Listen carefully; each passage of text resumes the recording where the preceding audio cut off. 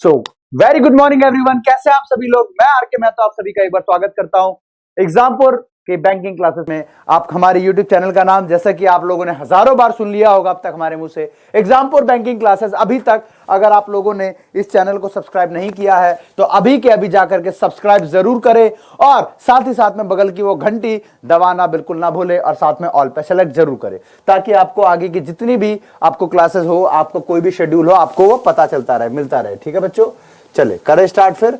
Okay बच्चों, तो श्री गणेश किया जाए फिर यहां से।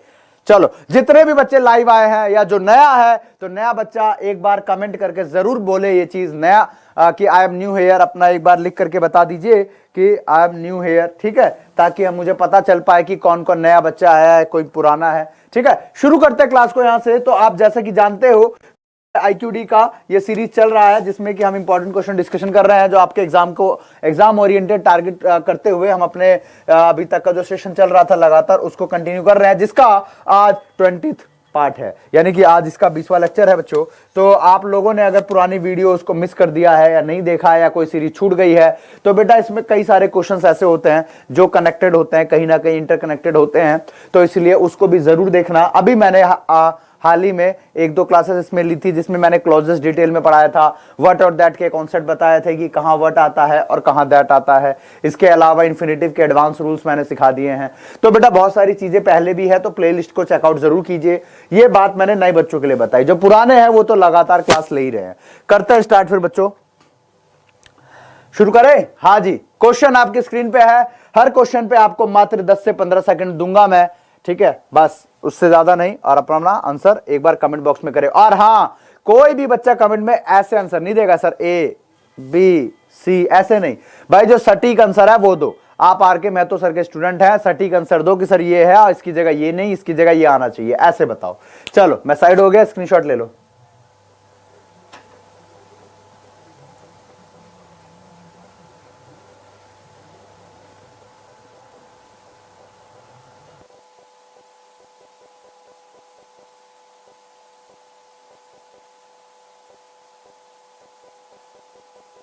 चलो जी, हो गया। 5 4 3 2 1, बस टाइम अप। बस बस बस बस, बहुत मेहनत कर ली। कमेंट रोक दो आप अपने। अब देख लेते हैं कि भैया कितनी मेहनत आपने की है।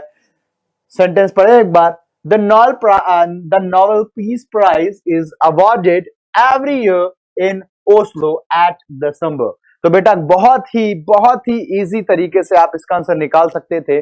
कोई बहुत बड़ा इसमें लॉजिकल कॉन्सेप्ट आपको सोचना भी नहीं था, बहुत आसानी से निकलता।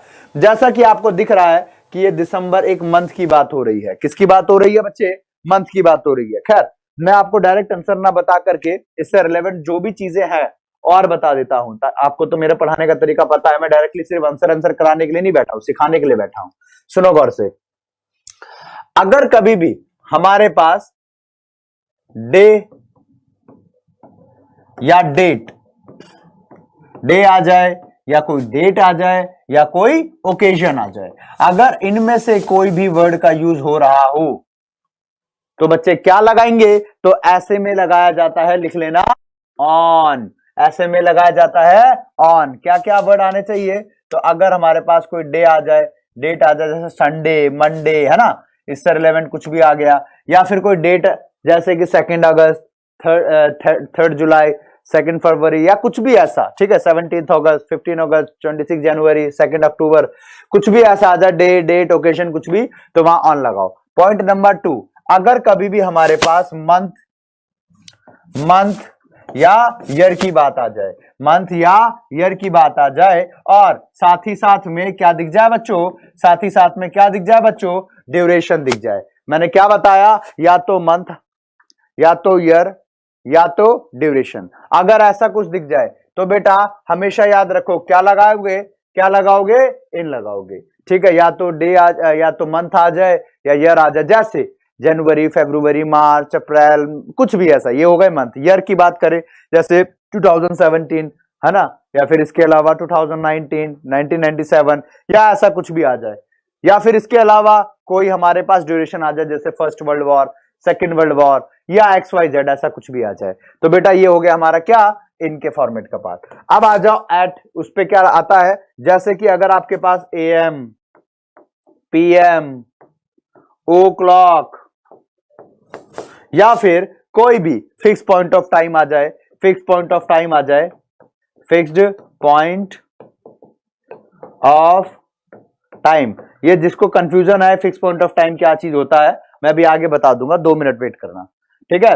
तो यहां पे हमें क्या लगाना है बच्चों, एट लगाना है। तो हमने यहां क्या बात सीखी कि एट, इन, ऑन को हम टाइम के रेफरेंस में कैसे यूज कर रहे हैं कि अगर हमारे पास डे, डेट, ओकेजन आए ऑन लगाओ, अगर हमारे पास मंथ, ईयर या ड्यूरेशन आए इन लगाओ, अगर हमारे पास AM, PM, क्लॉज या कोई फिक्स टाइम आ जाए एट लगाओ। अब ये फिक्स टाइम भी जान लो क्या होता है। देखो फिक्स टाइम क्या होता है बेटा, देखो फिक्स पॉइंट ऑफ टाइम क्या होता है जान लो।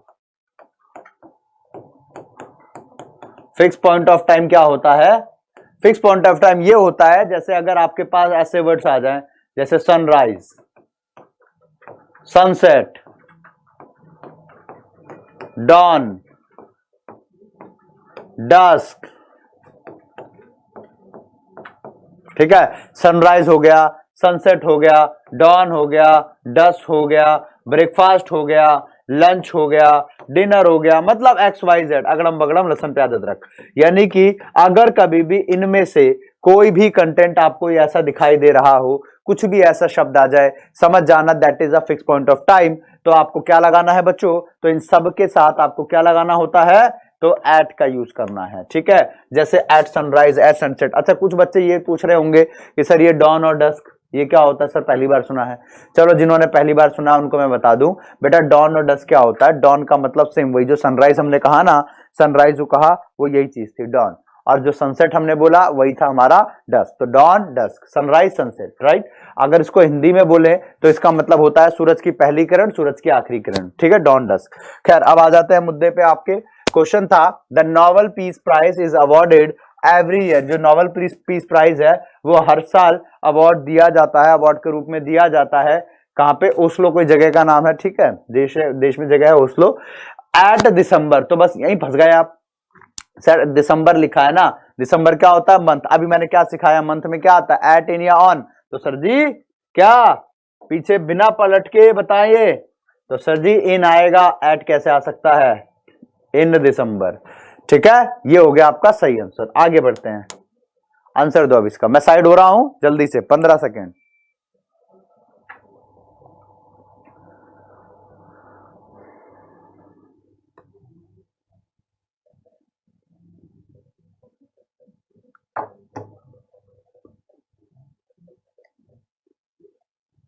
चलो फटाफट आंसर करो।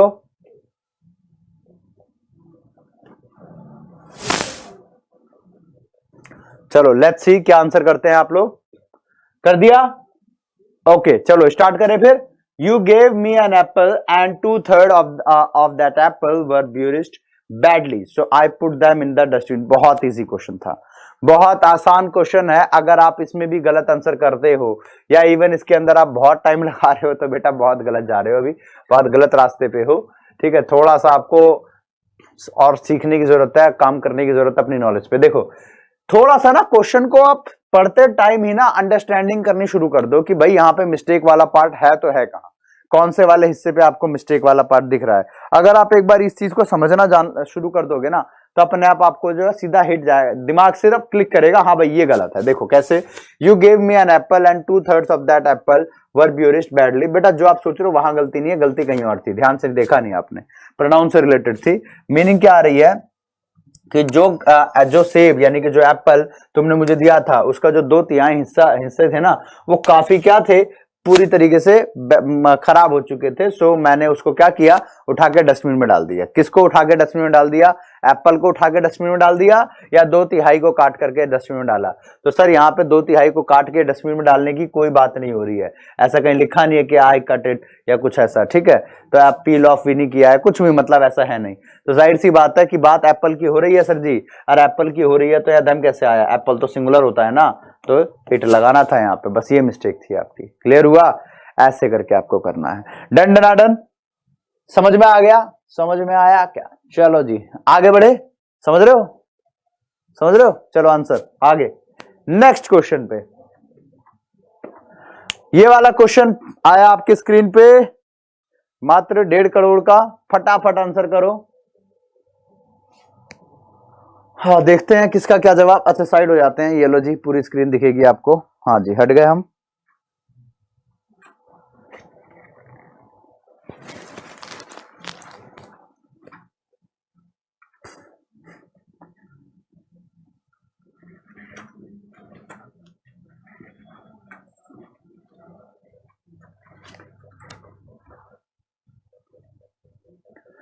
चलो जी, हो गया।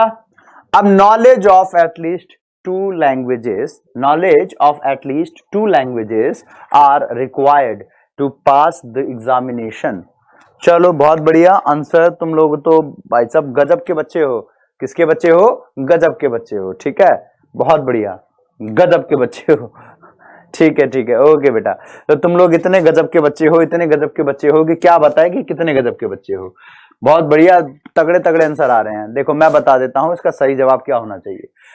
सेंटेंस फिर से जान लेते हैं। Knowledge of at least 2 languages are required to pass the examination, यानी कि कम से कम 2 सब्जेक्ट की, 2 लैंग्वेजेस की आपको सीखने की जरूरत है। 2 लैंग्वेजेस के नॉलेज की आपको जरूरत है कि आप एग्जाम को पास करो। ठीक है, इसके बिना एग्जाम पास करना मुश्किल है। ठीक है, तो ये चीज आपको जाननी थी यहाँ पे। लेट्स सी कि क्या आंसर होना चाहिए। गौर से सुनना बेटा। प्रीपोजिशन वाला कॉन्सेप्ट आपको पहले शायद मैंने बताया है एक बार। आपने वो क्लास अटेंड करी कि नहीं? मे बी शायद की हो कि ना की हो। ध्यान से सुनो।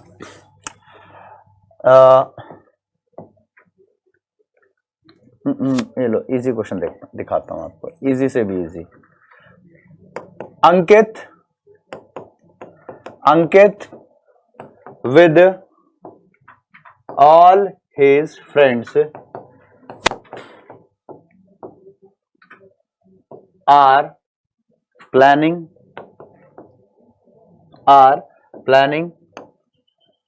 to visit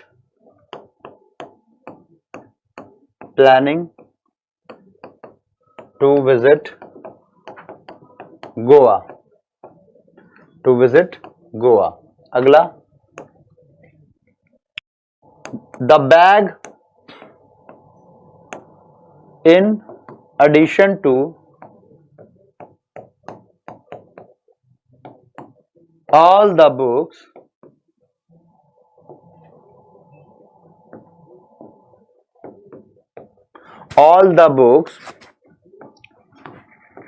have been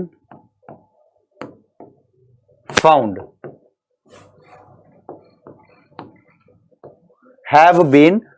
ठीक है, देखो यहां पे 2 सेंटेंस बेटा मैंने दिए।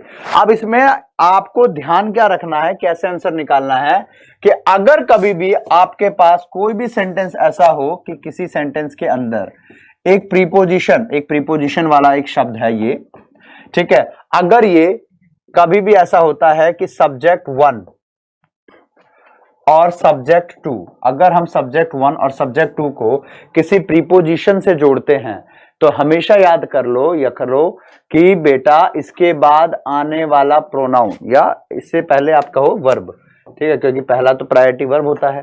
तो जो भी हमारे पास इसके बाद वर्ब आएगा या प्रोनाउन आएगा या फिर एडजेक्टिव आएगा, ठीक है, या तो वर्ब, सिर्फ वर्ब तक बात खत्म नहीं होती है ना, वर्ब हो जाए, प्रोनाउन हो जाए या एडजेक्टिव हो जाए, तो हमेशा याद रखना वो सब किसके हिसाब से आएगा, किसके अकॉर्डिंग आएगा। तो याद रखें according to subject 1, according to subject 1, subject 1 के अकॉर्डिंग हम उसका यूज करेंगे। किसके? सब्जेक्ट 1 के अकॉर्डिंग हम उसका यूज करते हैं बेटा। क्लियर हो गया एवरीबॉडी? बोलो यस। ठीक है, जैसे कि यहां पे मैं आपको एक क्वेश्चन दिखाता हूं करके, सुनने में थोड़ा भले ही अजीब लगे बट क्वेश्चन करेक्ट, आंसर सही होगा। जैसे I with all my students are decorating the class,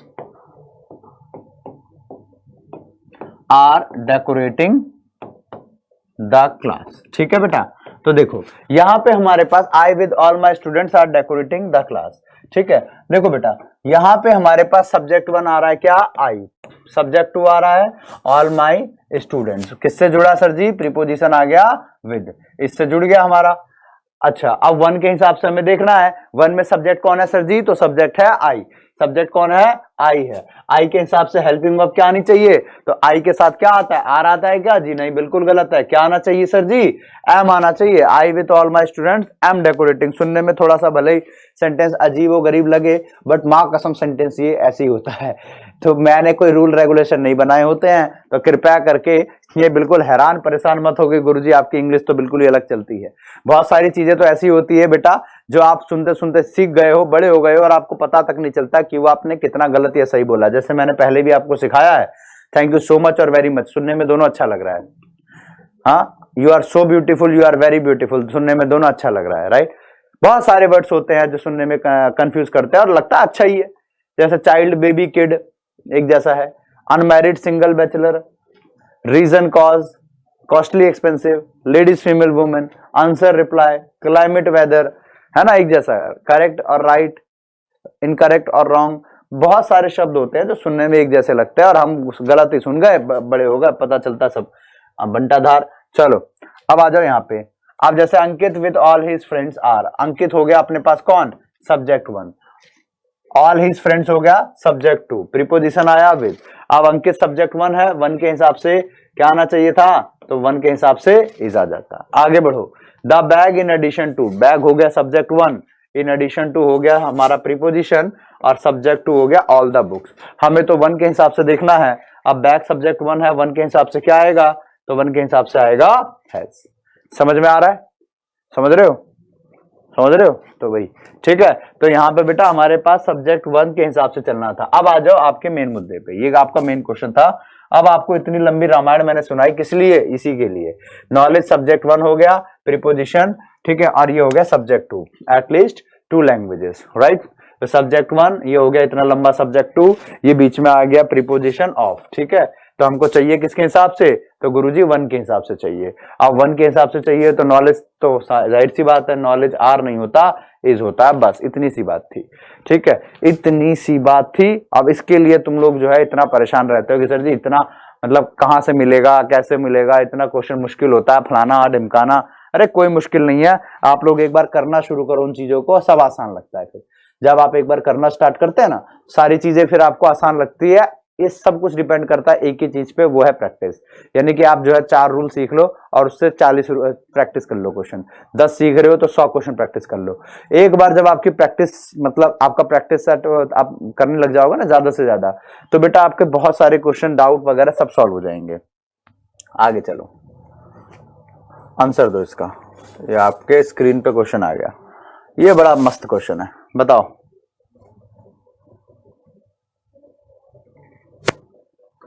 हाँ जी बताओ। One of my teachers said I have never seen a candidate like him.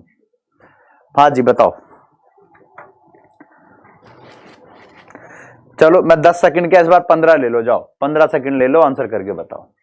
ठीक है, 10 20 और 150 और ले लो, लैंड करा दो लेकिन जल्दी जल्दी करो answer.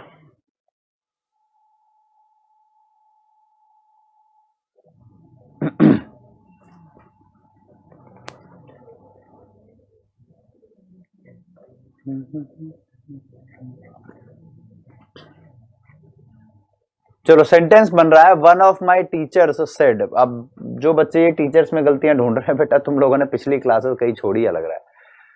I have never seen a candidate like him. जल्दी बताओ, 1 मिनट और बस।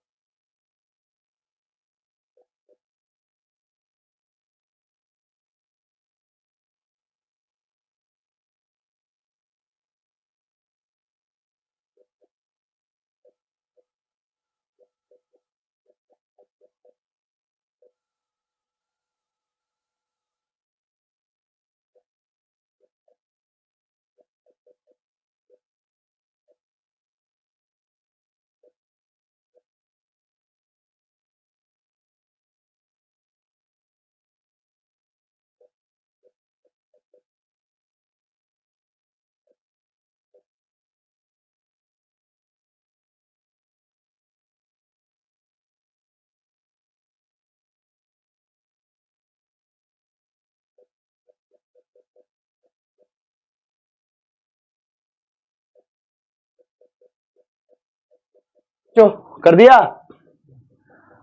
ओके ओके ओके कर दिया भाई साहब। चलो तुमने तो गजब के रिकॉर्ड तोड़ दिए, तुम तो बड़े हैवी ड्राइवर हो भाई।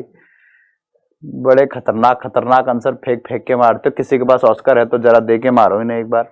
देखो, one of my teacher said I have never seen a candidate like him. चलो बड़ा टाइम ले लिया इस क्वेश्चन पे, अब बताते हैं। एक बार एक बच्चे ने मेरे को शायद आज या पता नहीं कल की क्लास में किसी बच्चे ने कमेंट बॉक्स में ऐसा लिखा था, कुछ ऐसा कि आई हैव, कोई बच्चा न्यू ही था, I have never seen a teacher like you. ठीक है, ऐसा करके किसी ने मतलब मुझे कॉम्प्लीमेंट दिया था। अब पता नहीं किस बात के लिए वो खुश हो गया मेरे से, या कोई कॉन्सेप्ट अच्छा लगा उसको, या पता नहीं, हो सकता है रिलेट कर गया मेरे बातों से वो। ठीक है, तो अब उस बच्चे ने ये कमेंट लिखा कमेंट बॉक्स में, I have never seen a teacher like you. ठीक है, बड़ा सर वेरी इंप्रेसिव क्लास फलाना ढिमकाना, जाते जाते उसने लिखा। आप देखो मेरी आप कहोगे एक तरीके से कि अब मेरी कमजोरी कह लो, या मेरा मतलब ग्रामर में उंगली करने की बात कह लो, मैंने उसी टाइम टोक दिया कि बेटा thank you very much for your compliment, आपने इतना अच्छा मुझे कॉम्प्लीमेंट दिया, लेकिन यहाँ पे ग्रामेटिकली एक मिस्टेक है। ठीक है, सॉरी टू से, बट मैं एक टीचर हूँ, बीइंग अ टीचर, कहीं पे भी अगर मुझे इंग्लिश में कुछ भी गड़बड़ी होती हुई दिख रही होती है ना, इंग्लिश का जब चीर रन होता दिखता है, तो फिर मेरे से रहा नहीं जाता, मेरे को बोलना ही पड़ता है फिर। ठीक है, मेरे सामने कोई गलत इंग्लिश बोल रहा होता है तो मैं खुद कई बार मन करता टोक दूं। हाँ, अगर उसका नाम प्रिया दर्शनी हो तो मैं कुछ नहीं कहूंगा, हाँ वैसे अलग हो तो कह सकते हैं भाई साहब, कौन खाए भाई थप्पड़ फिर। ठीक है, तो देखो यहाँ पे गलती क्या थी, ऐसा होना था, मैंने उसको बोला कि बेटा यहाँ पे जब आप कह रहे हो I have never seen a teacher like you, तो मैंने आप जैसे टीचर आज तक नहीं देखा, तो बेटा जब जिस टाइम आप बोल रहे हो तब तो देख ही लिया ना, जिस टाइम आप बोल रहे हो तो देख ही लिया, तो क्या आना चाहिए, बिफोर आना चाहिए। I have never seen a teacher like you before, ऐसे बोलना चाहिए था आपको, इस तरीके से आपको कहना चाहिए था। राइट, तो आपको इस तरीके से अपना सेंटेंस कहना था, I have never seen a teacher like you before, ऐसे करके। क्योंकि जब आप उस बात को जिस समय कह रहे होते हो उस टाइम तक तो देख ही चुके हो ना, और अगर आप उस टाइम तक देख चुके हो तो फिर टेंशन की क्या बात है। ठीक है, टेंशन की क्या बात है, हो गया आपका आंसर। समझे बात को? अगर आपको कॉन्सेप्ट क्लियर है, लॉजिकल लग रहा है, दमदार कंटेंट लग रहे हैं, तो बेटा पुत्रों और पुत्रियों आ जाओ इस पे। One of my teacher said I have never seen a candidate like him, I have never seen a candidate like him. तो बेटा यहाँ पे जिस टाइम वो बोल रहा है तब तक तो देख ही लिया ना, और देख लिया तो क्या आएगा, बिफोर आएगा, क्या होगा, बिफोर आऊगा है। समझ में आ गया? बोलो यस, मौज कर दी यार बेटे, मौज कर दी। आगे बढ़ते हैं बेटा, आगे चलते हैं। नेक्स्ट आपके स्क्रीन पे क्वेश्चन है, शुरू हो जाओ। ये लो पूरा 1 डेढ़ 2 मिनट ले लो, 1 मिनट ले लो ज्यादा से ज्यादा, और क्या, जल्दी करो।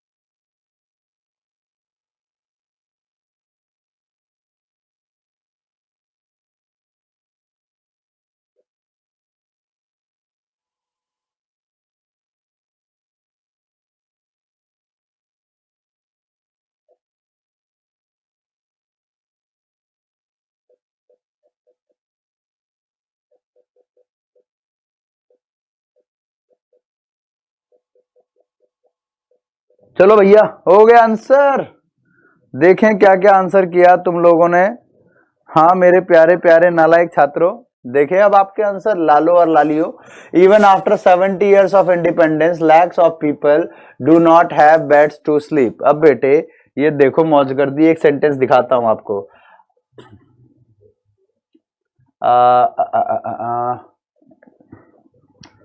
She does not have any home to live. उसके पास कोई घर नहीं है रहने के लिए। She does not have any home to live. तो बेटा यहाँ पे गलती कहाँ है? तो यहाँ पे एक प्रीपोजिशन की कमी है, क्योंकि बात हो ही रही है कि कहाँ पे रहना है, होम में रहना है, ठीक है, और क्या करना है, वहां पे रहना है। तो जब होम और लिव की बात आ ही रही है तो प्रीपोजिशन के बिना कैसे हो सकता है? तो बेटा इसका जो सही पार्ट होगा वो होगा आखिरी में इन जोड़ दो, जैसे वहां बिफोर था ना, तो वैसे यहाँ इन जोड़ दो। She doesn't have any home to live in, right. तो यहाँ पे इन लगाना जरूरी था, कंपलसरी था, वो चीज आपको आनी थी। यहाँ देखो, even after 70 years of independence lakhs of people do not have beds to sleep. तो बेटा यहाँ पे भी हमारे पास टू स्लीप लिखा है और बेड भी लिखा हुआ है, ठीक है। बेड में ही स्लीप करते हैं, जैसे हमारा था ना, होम में ही इंसान रहता है, राइट। तो वैसे ही यहाँ पे स्लीप बेड। तो यहाँ पे भी कोई कंजंक्शन की कमी, प्रीपोजिशन की कमी से निकल रही है आपको। तो जो कमी खल रही है तो फिर उसको ठीक करो। अब यहाँ पे हमारे पास साफ साफ लिखा है, दिख रहा है कि यहाँ पे स्लीप आ रहा है, तो क्या करेंगे? तो यहाँ पे भी प्रीपोजिशन की जरूरत पड़ेगी, ठीक है, स्लीप इन। अच्छा, आप में से आप कई प्राणी मचल गए होंगे अंदर से कि अरे गुरुजी स्लीप है, ऑन लगाओ, बेड की बात हो रही है। सर ऑन, सर जी प्लीज लगाओ ना, ऑन लगाओ ना। अरे कमेंट रोक दो पुत्र और पुत्रियों, ऑन नहीं इन ही आएगा, ठीक है। The baby was sleeping dash the bed, बताओ एट इन ऑन क्या आएगा ना? प्रीपोजिशन की क्लास अटेंड करते नहीं हो, नालायक कहीं के। इन आएगा, ऑन नहीं आता स्लीप में, ठीक है। चलो आगे बढ़ो, अटेंड कर लेना वो क्लास। इसका आंसर दो, आंसर करो मेरे बालको, चालको, आंसर करो। If I were the Prime Minister of India, I would work for the welfare of the poor. जल्दी कीजिए, क्या आंसर लग रहा है आपको? जल्दी से आंसर कीजिए, क्या आंसर लग रहा है?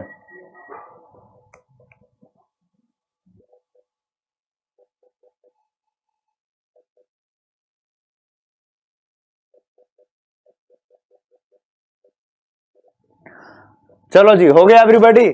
तो देखो सेंटेंस है, if I were the prime minister of India I would work for the welfare of the poors. बेटा अगर आप लोगों ने कंडीशनल पढ़ा है तो वहां पे आप लोगों को याद होगा कि अगर हमारे पास इफ के साथ वर आता है तो हमारा जो इंडिपेंडेंट क्लॉज होता है उस वाले पार्ट में हमारे पास ये वुड प्लस वर्ब की फर्स्ट फॉर्म आती है, जो कि आ भी रही है, कोई गलत नहीं है। यहाँ पे वुड ऑलरेडी आना भी चाहिए, आ भी रहा है। ऐसा तो है नहीं कि नहीं आना चाहिए था, जबरदस्ती आपने लगा दिया, ऐसा भी नहीं है। तो यहाँ पे हमारे पास इफ के साथ वर आ रहा है तो वुड प्लस V1 आ रहा है। ठीक है, गलती कहाँ है फिर? गलती कहाँ है? तो गलती बच्चों, गलती यहाँ पे ये है, अगर आप ध्यान से देख पा रहे हो तो एडजेक्टिव की गलती है कुछ कुछ। मैं एक बार आपको सेंटेंस करके बताता हूं। देखो जैसे अगर एक सेंटेंस हम कहते हैं कि the brave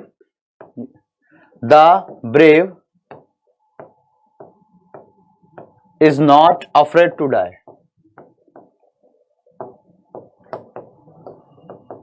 afraid to die.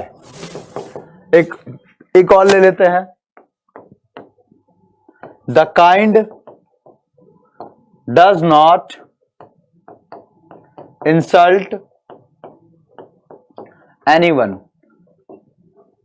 The kind does not insult anyone. ठीक है बेटा, तो देखो यहाँ पे आपको एक नियम, छोटा सा मोटा सा टुचकू सा नियम याद रखना पड़ता है आपको, कि अगर कभी भी आपके पास द के साथ क्या जुड़ जाए बच्चों? एडजेक्टिव जुड़ जाए। अगर आपके पास द के साथ एडजेक्टिव जुड़ रहा हो और ये एज अ सब्जेक्ट काम कर रहा है, एज अ सब्जेक्ट काम करता हुआ आपको दिखाई दे, या सब्जेक्ट कह लो चाहे ना भी हो, मतलब एक तरीके से ये दा के साथ अगर ये एडजेक्टिव जुड़ रहा है ना, तो समझ लो कि बेटा दा के साथ एडजेक्टिव जुड़ता है तो ये एक प्लूरल नाउन बनता है। क्या बनता है? तो प्लूरल नाउन बनता है। इट डजंट मीन कि वो सब्जेक्टिव होगा, ऑब्जेक्टिव होगा, कुछ भी हो सकता है, सब्जेक्ट भी हो सकता है, weather could be an objective. ठीक है, तो अगर दा के साथ एडजेक्टिव आ रहा है तो याद रखना कि ये एक प्लूरल नाउन बनता है। और अगर नाउन प्लूरल हो गया तो जाहिर सी बात है कि जो वर्ब होगा वो भी कैसा होगा बच्चों? तो वर्ब जो होगा वो भी कैसा हो जाएगा? प्लूरल हो जाएगा। बस इतनी सी बात आपको समझनी थी। ठीक है, अगर इतना आपको क्लियर हो गया है तो वापस आ जाओ अपने ट्रैक पे। अब देखो यहाँ पे हमारे पास जो सेंटेंस था इसको कैसे सही करेंगे? तो द ब्रेव लिखा है, the brave is not.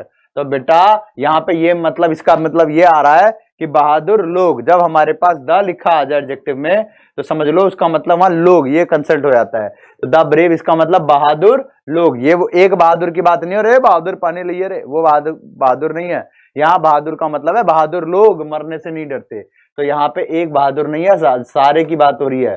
The brave are not afraid to die. The kind does not नहीं होगा, प्लूरल है। द काइंड डोंट, यानी कि डू नॉट इंसल्ट एनीवन, ऐसे करके बनना था। Is that clear? बोलो यस। Ten ten ten. आगे बढ़ते हैं। आपका क्वेश्चन देखो, यहाँ पे लास्ट में क्या लिखा है? The poors. अभी मैंने आपको क्या सिखाया कि द पुअर जो है, पुअर के साथ द लग जाए तो अपने आप में ही प्लूरल बन जाता है। बन जाता है कि नहीं बन जाता? तो ये अपने आप में ही वो चीज प्लूरल कंसिडर कर दी जाती है, प्लूरल बन जाता है।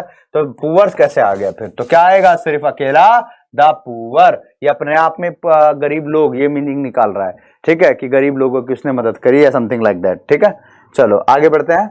अगला क्वेश्चन, हाँ, the heavy driver, sorry, the driver with all the passenger have been rescued. चलो बताओ, आंसर आ गया जी आपका, हैवी ड्राइवर का क्वेश्चन आ गया। आंसर करो फटाफट से, जल्दी।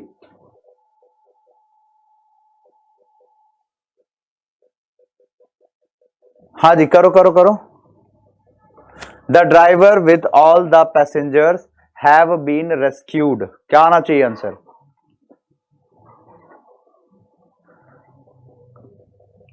अभी थोड़ा सा रिमाइंड करोगे ना तो याद आएगा, अभी सिखाया है मैंने आपको। कुछ भी ऐसा नहीं है जो सर जी मुश्किल है, कैसे होगा, क्या नहीं होगा, सब सिखाई हुई चीज है। फिर भी नहीं कर पा रहे हो तो बेटा तुम नालायक हो। क्या हो? बोलो, नालायक।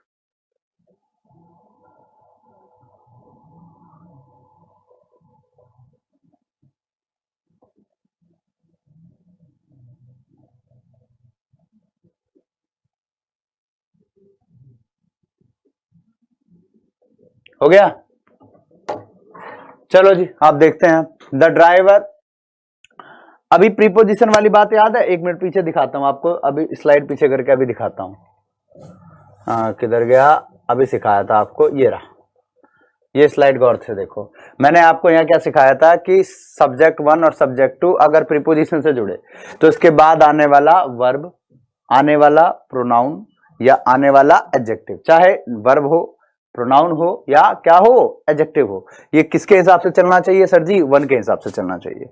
अब 1 के हिसाब से चलना चाहिए था ना, तभी तो सारे आंसर आए थे हमारे।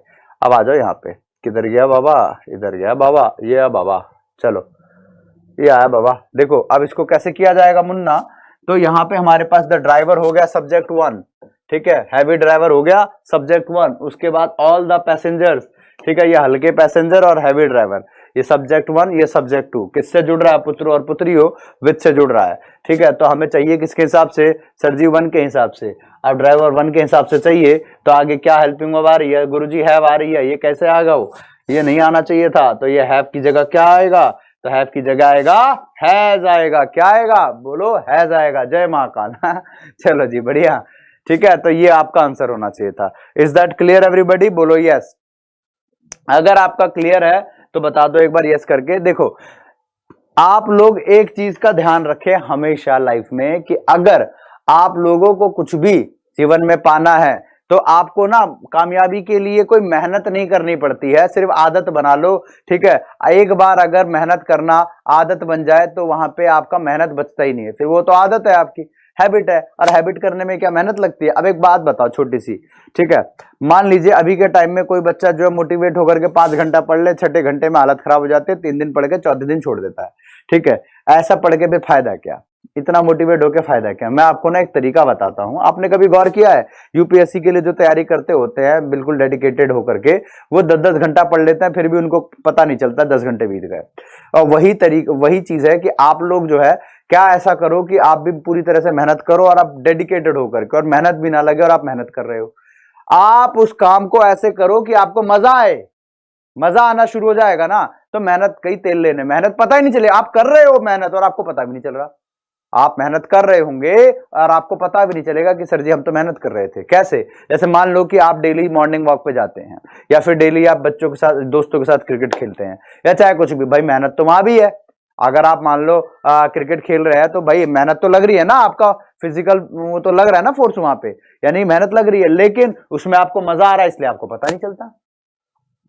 भाई आपको वहां पे मजा आ रहा है ना, तभी तो आपको पता नहीं चलता ना कि भाई मैं मेहनत कर रहा हूं। लेकिन स्टडी के टाइम में आपको मजा नहीं आ रहा होता, इसलिए जो है आपको मेहनत लगती है। तो बेटा सिंपल सी बात है, एक छोटी सी ट्रिक है कि आपको अगर इस चीज से बचना है कि हाँ गुरुजी कैसे करूं, मेहनत क्या है क्या नहीं है, तो आप जो है क्या करो कि मेहनत लगे ही नहीं, इस तरीके से काम करो, ठीक है। अगर आप उसको मेहनत की तरह देखोगे, मुश्किल है, मजा नहीं आ रहा, तो बेटा फिर नहीं होगा। आप जो है पढ़ाई में इंटरेस्ट जगा लो, एक बार पढ़ाई की आदत लग जाए ना, आदत लग गई एक बार तो ये अच्छी आदत है, लगनी भी चाहिए। एक बार पढ़ाई की आदत लग गई तो बेटा फिर आप 6-6, 8-8 घंटा पढ़ोगे और आपको पता भी नहीं चलेगा जी आज मैंने 6 घंटा पढ़ लिया। डेली रिकॉर्ड तोड़ोगे, और कितना देर पढ़ रहे हो ये मैटर नहीं करता, डजंट मैटर, ठीक है। याद रखो कि कितनी देर पढ़ रहे हो वो ज्यादा मैटर नहीं करता, मैटर ये करता है कि आपने जितना भी देर पढ़ा उसमें आप कितने सिंसियर होकर के आप पढ़े, ठीक है, आपका डेडिकेशन कितना था, राइट, ये चीज ज्यादा मैटर करती है। आप सिर्फ ये है कि सर मैंने तो 8 घंटा पढ़ लिया, सर मैंने तो 12 घंटा पढ़ लिया, सर मैं तो 6 घंटा पढ़ लिया, सर मैं तो 3 ही घंटा पढ़ पाया, कोई फर्क नहीं पड़ता है। आप 6 घंटा पढ़ो लेकिन आपका माइंड व्हाट्सएप पे रहेगा, फेसबुक पे रहेगा, तो उस पढ़ाई को, मैं तो पढ़ाई बोलता ही नहीं उसको, तो मैं खैर काउंट करता ही नहीं पढ़ाई की लाइन में, ठीक है। तो आपकी पढ़ाई वो काउंट की ही नहीं जाती है जो आप जो है आपका दिमाग जो है व्हाट्सएप या दूसरी जगह पे है। आपकी पढ़ाई सिर्फ वही काउंट की जाएगी, वही काउंट की जाएगी कि भले ही आपने 6 घंटा नहीं पढ़ा, आपने 2 ही घंटा पढ़ा, लेकिन उस 2 घंटे में आपने डेडिकेशन दिया, और क्या पढ़ना है वो आपको पता है, क्या पढ़ना है वो आपको पता है, वो ज्यादा जरूरी है। एक यूट्यूब चैनल को आप टारगेट करो कि भैया इसी से मुझे सीखना है, और उसी को चलते रहो, छोड़ो मत उसको, जो भी हो सके एक टीचर को पकड़ो और उसी से सारी की सारी चीजें सीखते रहो, लगातार उनकी वीडियोस देखो। आपको क्यों नहीं मिलेगी कामयाबी? बिल्कुल मिलेगी भैया, बिल्कुल मिलेगी। याद रखो बेटा, भगवान के भरोसे कभी नहीं बैठना चाहिए, भगवान के भरोसे कभी नहीं बैठना चाहिए। भगवान भी ऊपर से यही कहता है कि बेटा मैं खुद तेरे भरोसे बैठा हूं, तू मेरे भरोसे बैठ, मैं तेरे भरोसे बैठता हूं, ठीक है। गाड़ी चल रही थी, आगे भी चलेगी, ठीक है, जिंदगी है आज जिए, चले गए आगे। इसीलिए भगवान के भरोसे मत बैठो, मेहनत तुम्हारे हाथ में, मेहनत तो करना ही है, ठीक है। हार देखो एक इसका कोटेशन था मैं आपको जाते हुए ये चीज बता देता हूं, फिर इसको सेशन को ऑफ कर देंगे। कुछ इस तरीके से था कि जो खो गया उसे सोचा नहीं करते, जो मिल गया उसे खोया नहीं करते। मैं क्या कह रहा हूं फिर से सुनो, जो खो गया उसे सोचा नहीं करते, जो मिल गया उसे खोया नहीं करते। हासिल होती है सफलता सिर्फ उसको इस जहां में जो वक्त और किस्मत की हालात पर रोया नहीं करते। ठीक है, तो बेटा ये कोटेशन अपने दिमाग में छाप लो, हमेशा जिंदगी भर के लिए रख लो। ठीक है, कि आप चाहे अपने दुखों का पहाड़ लेकर के रोते रहो बैठ के, अबे मैं इसलिए नहीं कर पाया क्योंकि मेरे को ये नहीं मिला। अरे बेटा, जिंदगी में फिर कभी कुछ नहीं होने वाला आपका, इसलिए अपने उसका रोना मत रोते रहो। ठीक है, जो मिला खुश रहो उसमें और आगे बढ़ो जीवन में। ठीक है, चलिए फिर आज की क्लास में बस इतना ही, यहीं पे हम अपने सेशन को आज एंड करते हैं। ठीक है, मिलते हैं फिर नेक्स्ट क्लास में, अगली क्लास में फिर कुछ नया सीखेंगे, नया जानेंगे। तब तक के लिए जिन बच्चों ने अभी तक लाइक नहीं किया है वीडियो को, लाइक जरूर करें। हमारी पूरी की पूरी क्लासेस चलती है पूरे दिन भर। एग्जामपुर में सभी टीचर्स, एक से बढ़कर एक टीचर यहाँ अवेलेबल हैं, वो सारे आपको लगातार क्लास देते हैं। एग्जामपुर बैंकिंग क्लासेस, ये हमारे यूट्यूब चैनल का नाम है। कई बच्चे सिर्फ एग्जामपुर के मेन चैनल को सब्सक्राइब कर देते हैं और कहते हैं सर आपका नोटिफिकेशन नहीं मिल रहा। तो बेटा उसके लिए कैसे मिलेगा, आप एग्जामपुर बैंकिंग क्लासेस इसको भी सब्सक्राइब करो। वो कर रखा है, वेल एंड गुड, लेकिन इसको भी सब्सक्राइब कर दोगे तो आपको आगे सारे नोटिफिकेशंस मिलते रहेंगे। ठीक है, तो बच्चों फिर यहीं पे क्लास को, सेशन को हम अपने ऑफ करने जा रहे हैं। तब तक के लिए stay tune with us and keep learning, keep growing. जय हिंद।